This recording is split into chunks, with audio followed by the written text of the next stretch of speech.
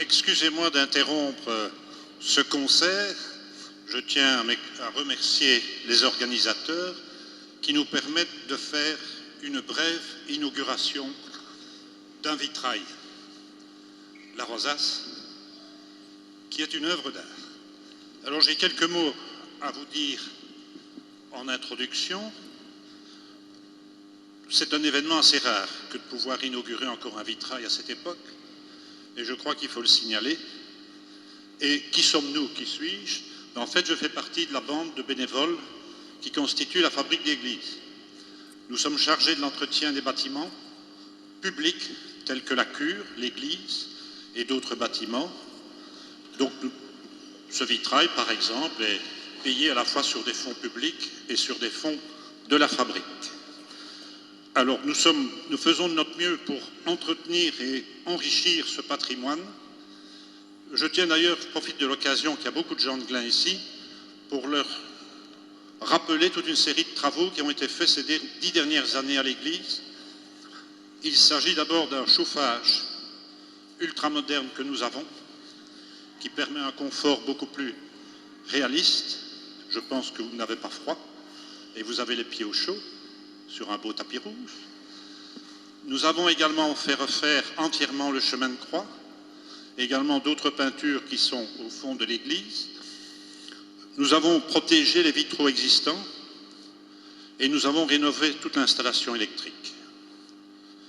En fait, pourquoi tant de soins? Il faut se rappeler que cette église, en fait, c'est un peu l'histoire du village.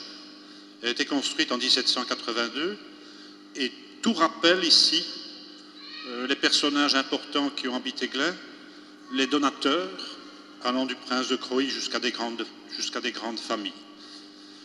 C'est donc un patrimoine important et nous devons donc l'honorer et vous l'honorer, puisque cette église, surtout en décembre et en novembre aussi, a été ouverte et disponible pour tous les concerts.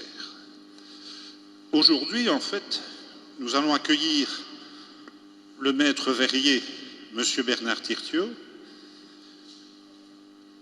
qui est un personnage important. La plupart de nos enfants qui sont dans le secondaire lisent certains de ses livres parce que, outre le fait qu'il est un maître verrier, c'est aussi un écrivain reconnu. Et en fait, pour ceux qui ont de la mémoire, cette église, en fait, a déjà eu l'occasion de recevoir la visite de personnes très connues. Lola Bobesco est venue chanter, pour ceux qui s'en rappellent. John Williams. Nous avons eu la visite de Monseigneur Gaillot, il y a X années. Et aujourd'hui, nous accueillons M. Bernard Tirtiaux. On a eu la chance de l'intéresser à notre petit clocher, à notre petite église. En fait, nous l'avions rencontré lors de l'inauguration d'une verrière qu'il a installée à l'église Saint-Nicolas en Avray, à Mons. Et c'est là qu'en discutant avec lui, nous avons pu bénéficier d'un intérêt. Et donc, voici ce qu'il en est. Nous avons donc procédé à un nouveau vitrail. Mais il faut vous dire qu'au départ, le vitrail, je ne sais pas si certains se rappelaient, c'est le seul qui n'avait jamais été vraiment travaillé ici, depuis la construction de l'église. Tous les autres vitraux étaient bien connus. Et quand on enlevait tous les verres de cette rosace, on se trouvait devant une page blanche. Et seul un artiste pouvait remplir cette page blanche. Donc permettez-moi, disons, d'introduire donc M. Bernard Tirtiaux, qui est à la fois donc maître verrier, écrivain, et qui en plus, à la ferme de Martin-Roux, anime un théâtre. Il a un propre espace théâtral. Alors, au niveau des vitraux, c'est vrai que M. Tirtiaux a plus de 500 réalisations, aussi bien dans le secteur public que dans le secteur privé, des églises, des vitraux du château du Val-Saint-Lambert, des réalisations à Soissons en France. Je ne vais pas énumérer, ce serait beaucoup trop long. Et donc, c'est lui qui a pu réaliser une rosace. Et je vais lui laisser la parole. Il va vous dire quelques mots pour vous permettre de mieux comprendre le cheminement de l'œuvre d'art.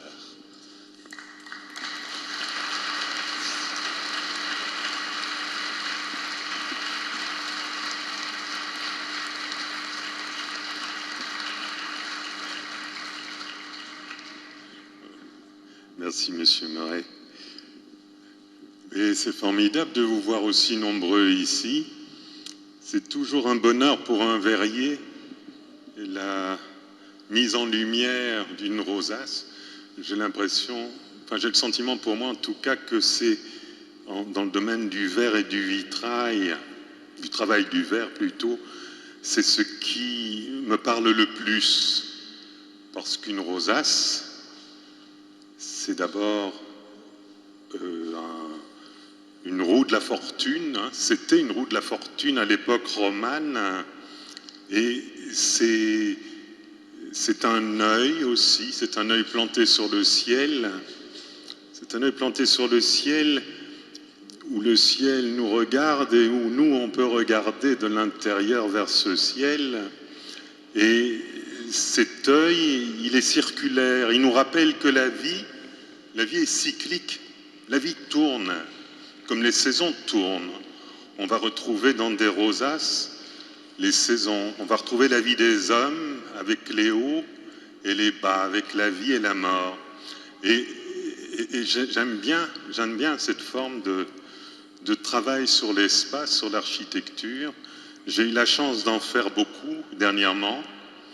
Des rosaces à Scoten, on disait aussi, on parlait aussi de Saint-Nicolas en Havre, hein, là qui est une rosace toute simple, dont il n'apparaît plus que la partie supérieure, mais c'est pas très grave.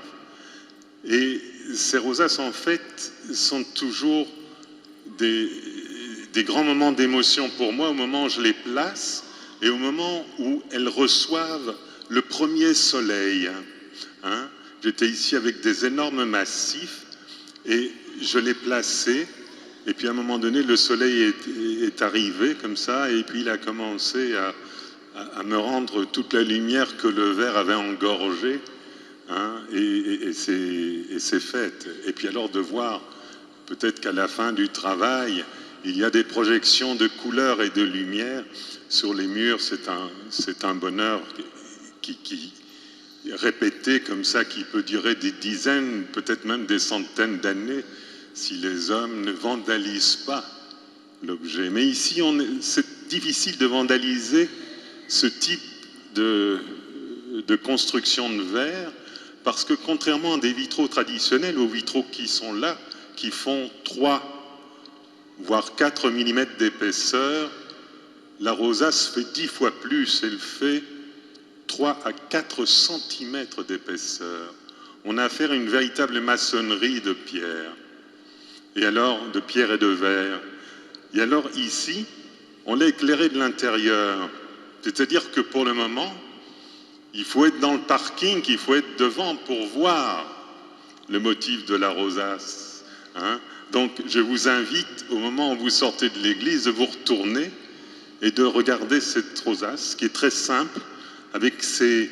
Bon, on a les orgues là qui donnent la direction de la musique, et il y a la rosace qui donne les autres directions de la musique, c'est-à-dire que je n'ai pas que des verticales, j'ai voulu avoir des diagonales. Hein. La musique, elle est partout, dès le moment où elle prend possession de l'espace. Hein, elle part à gauche, elle part à droite, elle part de côté, elle nous enveloppe. Hein. Et alors voilà, c'est ça que j'ai voulu traduire. Et une dernière chose, je tiens vraiment à remercier le conseil de fabrique pour l'accueil qu'il a donné au projet, le suivi. Hein, Monsieur Meuret, dont finalement je me suis fait un vrai ami, parce qu'on s'est très bien entendu sur ce travail.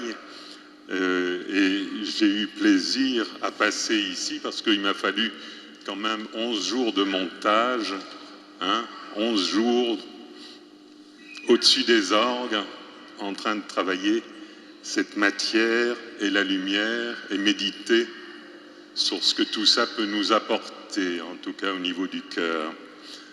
Merci à vous.